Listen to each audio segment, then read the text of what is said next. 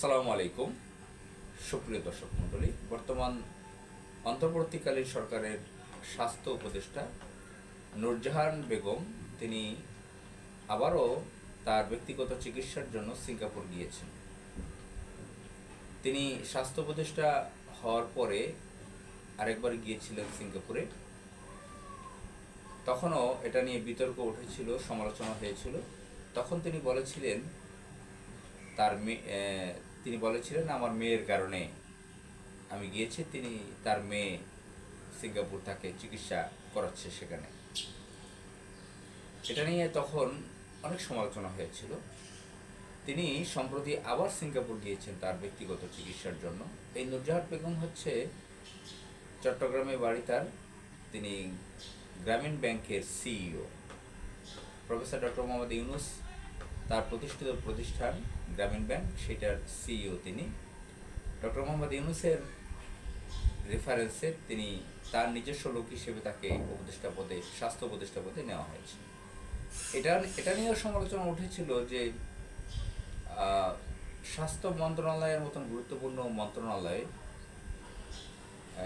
সেখানে অচেনা একজন মহিলাকে দেওয়া হয়েছে, যে মহিলার কোনো মেডিকেল ব্যাকগ্রাউন্ড নাই, রাজনৈতিক ব্যাকগ্রাউন্ড নাই, অন্য বড় কোনো ব্যাকগ্রাউন্ড নাই, শুধু একটা ব্যাংকিং চাকরি। মাথায় হিজাব পরেন, বয়স্ক মহিলা, তাকে স্বাস্থ্য উপদেষ্টা পদে দিয়েছেন, পূর্ণমন্ত্রীর পদমর্যাদা। তো তিনি প্রথমবার সিঙ্গাপুর যাওয়ার পর সমালোচনা হওয়ার পর তার মেয়ের কথা বলেছেন। তার মেয়ের চেয়েছে তাকে সিঙ্গাপুরে চিকিৎসা করাবে। তো এটা নিয়ে তখনও সমালোচনা হয়েছে। মানুষজন বলেছে যে তিনি তো একটা পদে আছেন, তার মেয়ে, তিনি স্বাস্থ্য উপদেষ্টা, তার মেয়ে তাকে চিকিৎসা করাবে, তিনি চলে গেলে স্বাস্থ্য উপদেষ্টা পদে, এটা কিভাবে হতে পারে?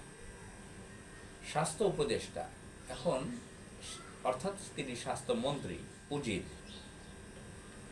সমগ্র বাংলাদেশের যত স্বাস্থ্য খাতের প্রতিষ্ঠানগুলো রয়েছে, ইউনিয়ন পর্যায়ে স্বাস্থ্যসেবা রয়েছে, থানা স্বাস্থ্য কমপ্লেক্স রয়েছে, জেলা পর্যায়ে রয়েছে বড় বড় মেডিকেল কলেজ, হাসপাতাল, বিভাগীয় পর্যায়ে বড় বড় মেডিকেল কলেজ রয়েছে, বিশেষায়িত বড় বড় হাসপাতাল রয়েছে, মেডিকেল কলেজ রয়েছে, স্বাস্থ্য বিভিন্ন ইনস্টিটিউট রয়েছে, ঢাকাতে হৃদরোগ ইনস্টিটিউট রয়েছে,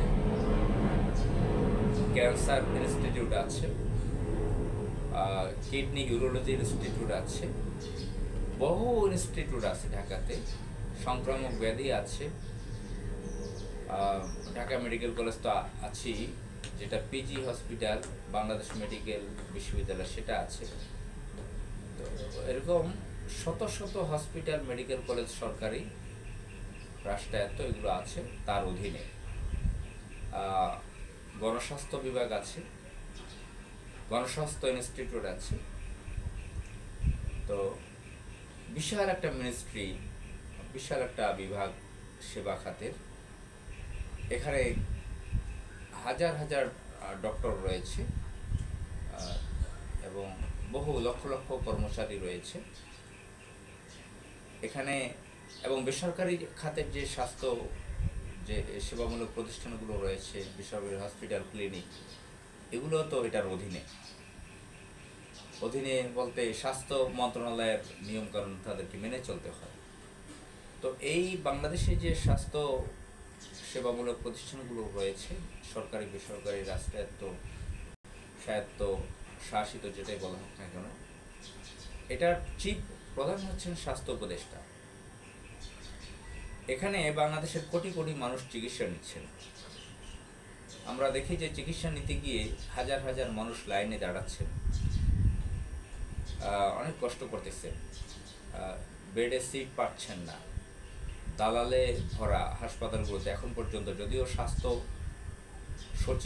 স্বাস্থ্য বিভাগের যে ডিজি, তিনি একজন ধর্মীয় ব্যক্তিত্ব,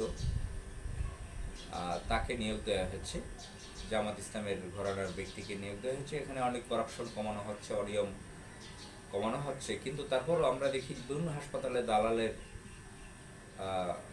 বিচরণ রয়েছে দালালদের, আর ডাক্তারদের অনিয়ম রয়েছে, কর্মচারীদের অনিয়ম রয়েছে, এখনও বিভিন্ন জায়গায় দুর্নীতি রয়েছে, ঠিক মতন খাবার পাচ্ছে না, ওষুধ পাচ্ছে না, সেবা পাচ্ছে না। আমরা দেখেছি যে অবৈধ প্রধানমন্ত্রী শেখ হাসিনা কীভাবে 10 টাকার টিকিট কেটে আগারগাঁও চক্ষু হাসপাতালে, চক্ষু ইনস্টিটিউটে ডাক্তার দেখাতো, যে অভিনয়টা করতো, সে বোঝাচ্ছে যে আমার চিকিৎসা আমি দেশেই করব 10 টাকার টিকিট কেটে। তো এটা সে দীর্ঘদিন যাবৎ সে